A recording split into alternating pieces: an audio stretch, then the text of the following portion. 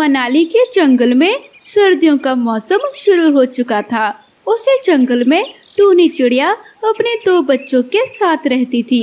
उनके पास रहने के लिए घर नहीं था, इसी वजह से वो पेड़ पर बैठी थी।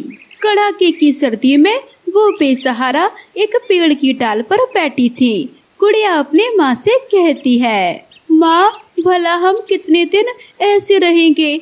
गर्मी के दिनों में भीगते हुए और सर्दी के दिनों में कांपते हुए। और क्या कर सकते हैं बेटी, हमारी जिंदगी भगवान ने ऐसे ही लिखी है। अगर आपके पापा जिंदा होते तो हम किसी के किराए के घर में रह सकते थे, पर अब किराए भरने के लिए भी पैसे नहीं हैं, इसलिए हम इस पेड़ पर अपना जीवन काट रहे हैं। गुड़िया बेटी, इस जंगल में बहुत सारे पक्षी रहते हैं, ध्यान देना तो दूर की बात है, हमारी ओर तो कोई देखता भी नहीं। हमारा हर बार काम पूछना और उनका हर बार मना कर देना, जैसे हम कोई अछूत हो। ऐसे दुखी होकर टूनी ने कहा। तब गोलू ने बोला, माँ, ठंड लग रही है। दीदी, बहुत ठंड लग रही है। गोलू इस तरह से सर्दी से कांप रहा था। टूनी चिड़िया ने गोलू को छुआ तो तेज बुखार से उसका बदन तप रहा था। हाय मेरे लाल, बुखार की वजह से तो पूरा बदन तप रहा है। जो हुआ सो हुआ बेटी, जल्दी चलो, इसे अस्पताल लेके चलते हैं। टूनी चिड़िया अपने बेटे को लेकर मिट्ठू तोता के अस्पताल में जाती है। गोलू की जांच करने के बाद डॉक्टर मिट्ठू तोता ने कहा, देखिए, घबराने की कोई बात नहीं है। सर्दी का मौसम चल रहा है, इसे सर्दी लग गई है। लगता है ये सर्दियों में बहुत घूमा है, इसलिए इसको बुखार चढ़ गया है। अब इसे घर लेकर जाओगे तो अगले 2 दिन तक इसे बंद कमरे में रखना। बंद कमरे में गर्माहट से बिल्कुल ठीक हो जाएगा तुम्हारा बेटा। ऐसे डॉक्टर ने समझाया। तब गुड़िया बेटे बोलती है, क्या कहा? कमरा? वो भी गोलू के लिए अलग कमरा? डॉक्टर साहब, हम पेड़ पर ही रहते हैं, हमारे पास रहने के लिए कोई घर नहीं है। ऐसी सर्दी में हम गोलू को कमरे में कहाँ से रखें? तुम लोग पेड़ पर ही रहते हो, इसलिए तो ऐसा हुआ है।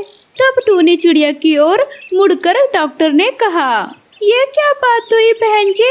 आप अपनी गरीबी का साया अपने बच्चों पर क्यों पड़ने दे रही हो? इसी तरह सर्दी और धूप के कारण कोई अनहोनी हो गई तो इसके जिम्मेदार तुम होगी। ध्यान रखना अपने बच्चों के लिए। जल्दी से जल्दी घर का इंतजाम करो, ये तुम्हारे और तुम्हारे बच्चों के लिए सही होगा। टूनी चिड़िया अपने बेटे को लेकर वहाँ से चली जाती है और घर के बारे में सोचते सोचते उसी पेड़ पर पहुँच जाती है। फिर वो घर के लिए जंगल जंगल घूमने लगी। इस तरह एक दिन गौरी नाम की एक कौवी के पास घर देखने के लिए गई। तब गौरी ने कहा, क्या कहा? तुम्हें कमरा दूं?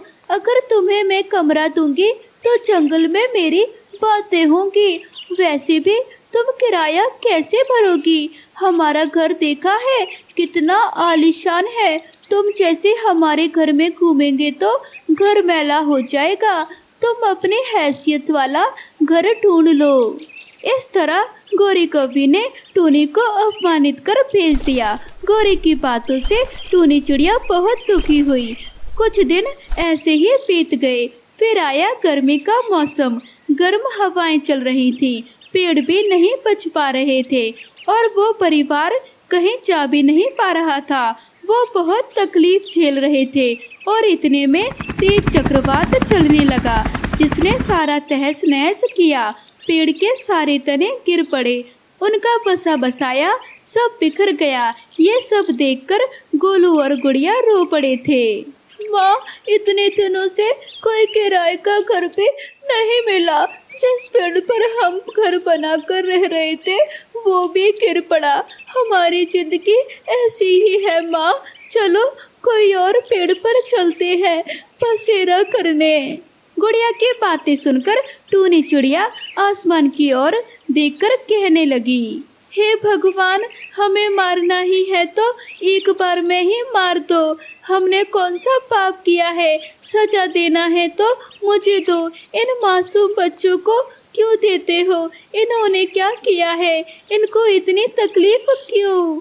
ऐसे टूनी चिड़िया भगवान को कोस रही थी। अचानक टूटे पेड़ के ऊपर एक सुंदर सा घर प्रकट हुआ, जिसे देखकर टूनी, गुड़िया और गोलू चौंक जाते हैं। तब उन्हें उस घर से एक आवाज आती है, देखो ये जादुई घर तुम्हारा हुआ। इतने वर्षों से तुम भुगत रहे थे और ये तुम्हारी कसौटी थी। आज के बाद तुम सब इस घर में रहकर खुशी से जिंदगी बिता सकते हो। तुम्हारी जो भी इच्छा होगी इस घर में पूरी होगी। पर याद रखना, घर को साफ सुथरा रखना। अगर घर की साफ सफाई नहीं रही तो इस जादुई घर की शक्तियाँ कम होने लगेगी, और अगर घर गंदा रहा तो आप इस घर को खो दोगे। उस दिन के बाद टूनी चिड़िया अपने बच्चों के साथ उस घर में खुशी खुशी रहने लगी।